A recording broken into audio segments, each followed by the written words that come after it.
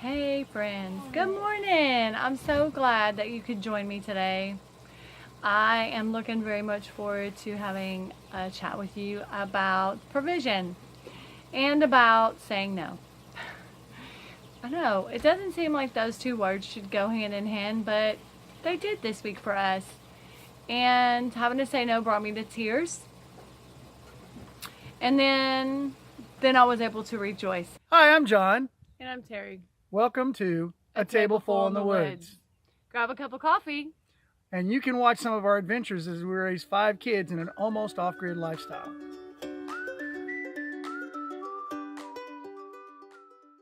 So, here's the story.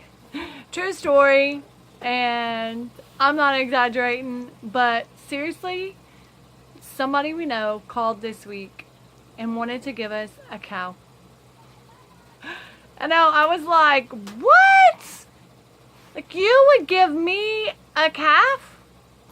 Basically, their neighbor man is elderly, and he had a calf that wouldn't go to the mama, and he could not bottle feed it. He's not in the best of health or whatever, you know.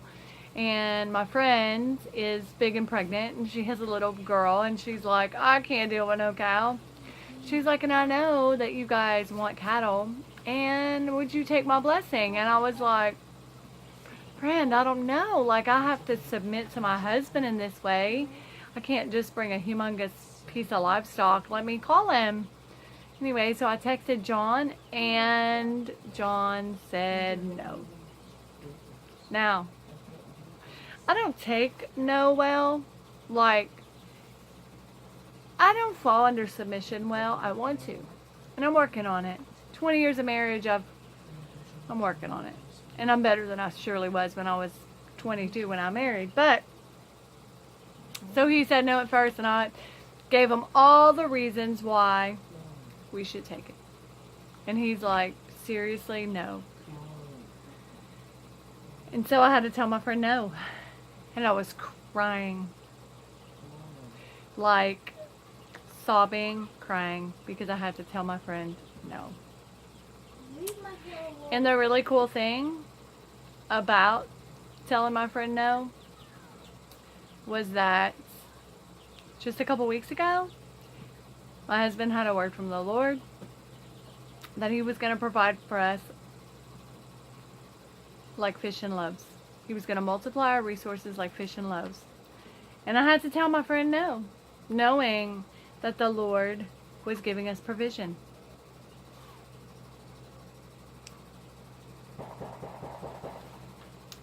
And I sobbed, and I sobbed, and I sobbed. An hour later, I texted my husband, and I said, I can't quit thinking about this cow. He said, okay, go get it. If you're going to promise me that I'm not going to be tending to this calf, you got to bottle feed it, and you got to go outside and deal with it. He said, my plate's too full.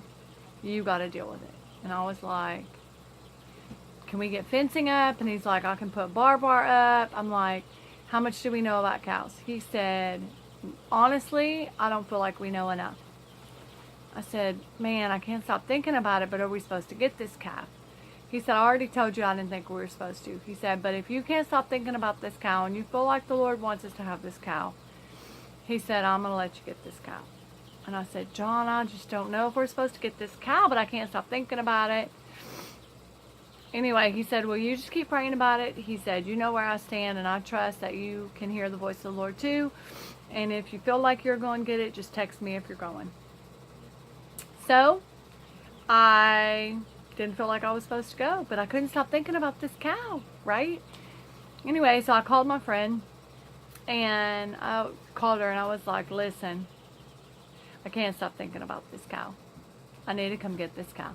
Like, does it still need a home? And she said, oh, I'm so glad you called me back, because the mama finally took the baby calf back. And I rejoiced because I clearly saw provision, right? And I mean, like, who gives away a calf, right? And I was ready to snatch it up, but I was so thankful that mama cow took her baby back. And I had so much peace that I wasn't letting this little calf die Right? Because that's all I kept thinking about. It needs a mama. I have a very strong mothering instinct. Like baby chicks. I rock baby chicks and I rock baby goats. And like I just love to rock a baby. And you know, we trust that in due time that we are going to get our cow. We will. I trust that in due time we're going to get our cow. And I trust that when that time comes, it's going to be perfect. Perfect timing for us, where we have fencing, where we have knowledge, where John's schedule's freed up a little bit. Just not today, friends. I want to encourage you that even though you want it, even though you need it, even though whatever the thing is that you're looking at, it would be great provision, right? Like that cow would have been fantastic provision for us. We could have filled our freezer. I could have AI'd it. I could have had babies. I could have done so much with one cow. But I want you to know that you have the freedom to say no. And that if it is not the right time for your homestead, for your personal life, that you do not have to say no to every good thing that comes your way. You don't. And you don't have to walk in guilt when you say no. You can have freedom to say no. It's not time. For us, we choose to grow slow because I feel like we're already managing chaos, right? You know what I mean? And it's not real chaos, but I mean, we're homeschooling our 5 children. We're building our house. My husband still works full-time in the public school system, an hour away. You know, we're hauling water in, hauling waste out. You know, all those challenges and adding large livestock, shoo, Lord, y'all. That would be a tremendous job. So, just know you have the freedom to say no. Be blessed. Be a blessing, friends. Peace out. Hi, thanks for watching. Hope you like what you saw here at A Table Full of the Woods. If you do like what you see, please hit the subscribe button and be sure to hit that bell so you can see whenever we post new videos. In the meantime, peace out.